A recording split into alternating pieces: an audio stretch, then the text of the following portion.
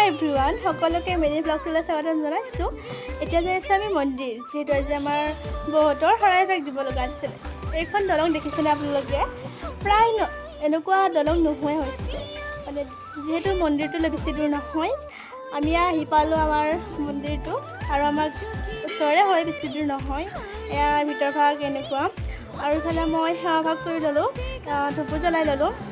এয়া পূৰা বহুতে পিছফালে ফটো উঠাত ব্যস্ত দেই, আৰু মই এইফালে ভ্লগ কৰি আছোঁ। এই চাওকচোন, মন্দিৰটো ইমান নালাগে আহি। এই মন্দিৰটো আপোনালোকে যি ভাবে মনৰ আশা পূৰণ হয়, সকলোৱে পূৰণ পাই আহিছে, আৰু আমিও পাই আহিছোঁ। পূৰণ পোৱাৰ পিছত শৰাই এভাগ দিয়ে আৰু দিয়া বাইদেউ ভাঙকে দিছোঁ